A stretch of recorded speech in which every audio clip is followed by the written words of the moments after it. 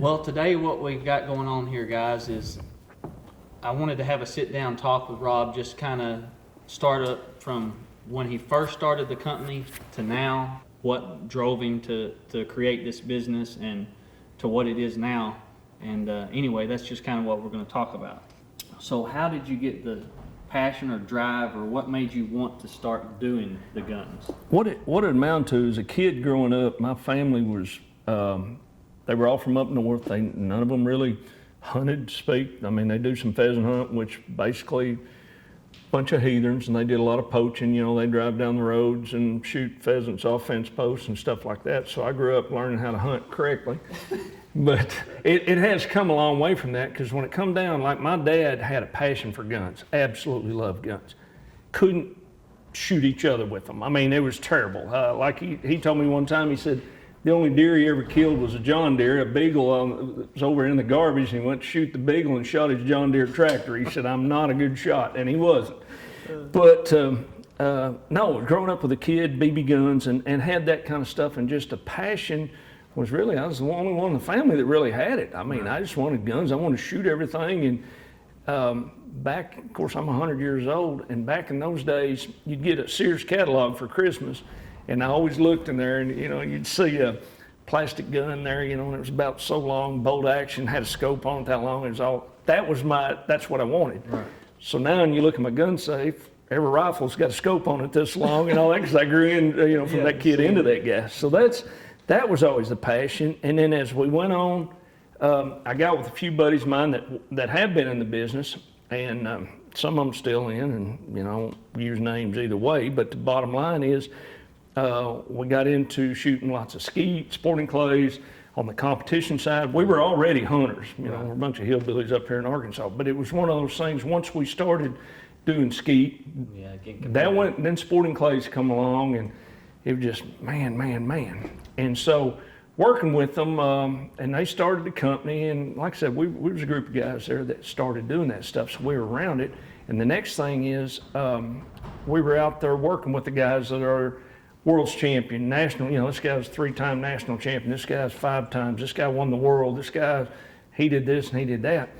And I kind of sit in the background watching, what is that guy? You know, I couldn't compete against him, but I'm watching him and what he's doing and learning. And, you know, you start taking a shotgun, you say, hey man, if I had this pitch or this or that, changing the stock, doing the forcing cones, finding out what the chokes are doing, patterns, what they're looking for, percentages of where they're at. I wanted to take that into the hunting world. Gotcha. And so when I started, you know, that old saying, you know, I started off with nothing and got most of it left. That's a true statement. This is where it started. We did. We started here. It started off with just me, and then added 2 people to it. And at one time we got up to like 5 people working in this little bitty nothing, but it was tough. We come from that little bitty building. This one's quite a bit bigger, and we've got an extra building out there. This was the shop, the original shop that burned, and when we come back, we've added this. Plus there's a back side to this building, plus there's 2 more buildings down there. We never went into it with a greed factor, and never brought on some big time backing where we had to really push, you know, we didn't care about the people, we just had to push money on you. Yeah. We need your money, and which we do. But that's not who we are, and so we were able to start it off and go, you know, let's keep this pretty much simple, honest. If you need it, we won't give it to you. Right. We want to give you the best we can, and we care that it is the best. Right. And so it has. It's been a good road on that. It's been good, Lord willing, and He's taken care of heathens like me for a long time. So it's been good. It's been a grace. Yes, sir. Same here. And so there's a lot of new things coming on, different type shots and all this kind of stuff, that it's getting more deadly. Oh yeah, and the loads themselves have, since I started duck catting, it's getting crazy. Gotten good. Now the world went nuts, and so with that being said, it's gotten harder, but it's going to get better again. It can't stay this crazy forever, or maybe it can. I don't know. I don't know. It's kind of like we don't like to get political or anything like that, but you know, that's kind of like, I make the joke. It said, you know, everything's went woke.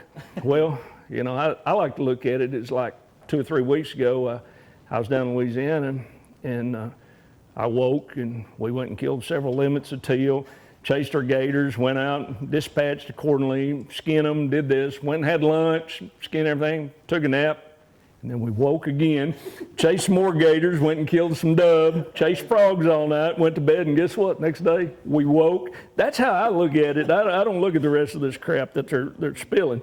But that's one of the things, and like I said, we've got some products coming out, and what we're seeing as far as in the business, we're seeing a change where people are wanting to go, the sub gauges are coming in. Absolutely. So it's limited, and everything's getting smaller, and especially in the duck world, you're getting guys that have had the passion and have done it for so long that they're getting older, and land, land's harder to find. Oh, yeah, and public ground is, like I said, I don't want to say politically, but you've seen it, because you've hunted public ground forever, and you've seen it start to dwindle down and come in. Less and less. And so what a lot of the guys that I'm seeing are taking this stuff and they're going to a smaller level where now, okay, since I only got to hunt that and I got X months, I got the passion for all of it. Now they're going to 20 gauge, 28 gauge and whatever, and they're making more of a sport out of what they got and where they got to hunt. Because they may be shooting the same duck for 2 weeks till they finally get him, but hey, it is what it is. Yeah. And so it's changing a little bit. It is getting deadlier. That is the cool side. Yeah. And I know I've been shooting a 20 gauge for 2 or 3 years now, solidly, and I ain't going back to no 12. I can tell you that. And we're seeing that a lot, and especially like some of these guys that are hunting a specific. This is our blind, and they've got it now where they're. And I love it. I wish I had more of it, and I don't have such a blind. I have to come down there and sneak in on people like you and some of them others that have those. But they go down and cook breakfast, do this, and they're out there with a 28 gauge, 20 gauge, and they're killing their ducks, and they're just enjoying what they need to be enjoying life, enjoying the hunt. And it's definitely been a blessing that blind Freddie's got and built, and just being able to sit out there and enjoy the time and to talk, to have a cup of coffee or have breakfast, a large breakfast at that. It's awesome. I thought about Freddie the other day. I was told somebody I had my duck face going, which don't amount to much, and I'd went about a week, and I said, I got thinking, I said, that's Freddie King after an hour after he shaves. His is this thick. I just can't do it. I've always wanted to have that, but that place down there is phenomenal. This is going to be the good. So along the way, do you have any struggles in mind that stuck out that was, tough during your venture from start to now? And I'm sure there's several, but does any stick out in your mind? Well, I was like to talk about? Actually just starting off. I was financially embarrassed, and I still am. But no, the biggest struggles we had was having the right people to do the right things. Most of the guys that are in the gun world are machinists. That was their number one thing. They're machining guys that went in there. I was not that guy. So that was a little different than most, because it's like, oh yeah, I'll take it over here. I'll hook this machine, do this. And most of the time I'm doing good to turn a button on. Right. Once you find the guys that can run the machines, and it was like, I'd always, going back to Days of Thunder when Tom Cruise is up there and he's like, you do this, and he goes, I don't know what you're talking about. Yeah. He said, I can drive it. I know what I need, but as far as working on that car, I can't go in and tell you what we got to do to this, to that. I'm the driver. Well, that's kind of the same thing.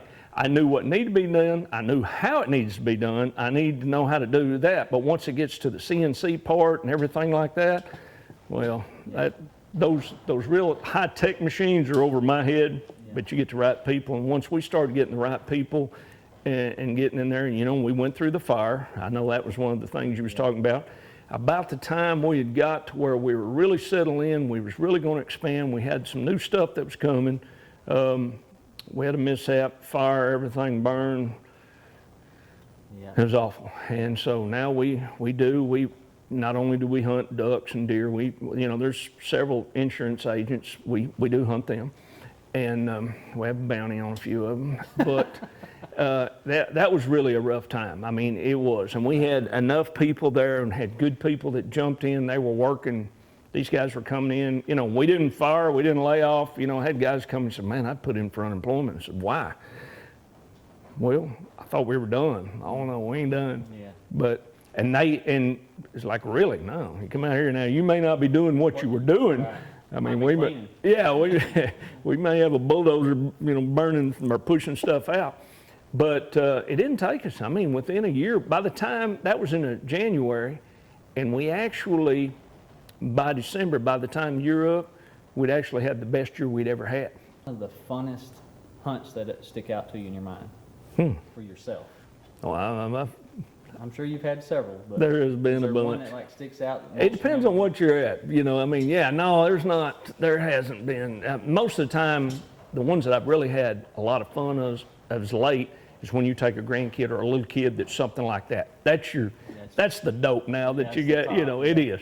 Yeah. It is. I mean, it's personal going in. When I went to Africa, that's kind of, that separates everything else. Africa is what it is, it's crocodile hunting and stuff like that. And that's hard to beat, but there's been so many good duck hunts, and that's the one thing about waterfowl is the duck hunts, Saskatchewan, Alberta, and these places, when you get to go and you see this many thousands of them and everything, that's hard to beat. And usually a good hunt depends on who you're hunting with. Absolutely.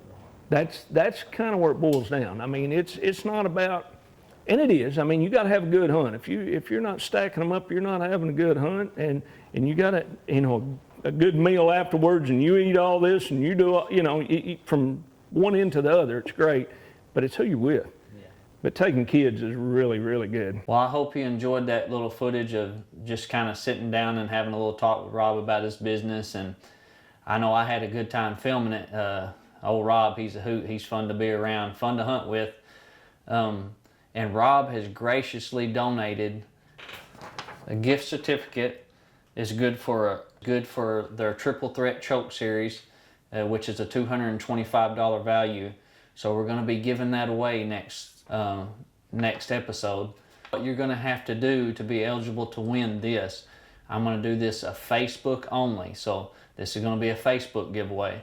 I want you to comment hashtag Rob Roberts Custom Gunworks. You'll be eligible to win these choke tubes. I wish you the best of luck. Once again, thank you for being a subscriber, a follower, and like always, be sure to like, share, hit the subscription button if you hadn't, and always hit the notification bell. That way, anytime that we upload something new, you instantly get notified and you know it's up and available to watch.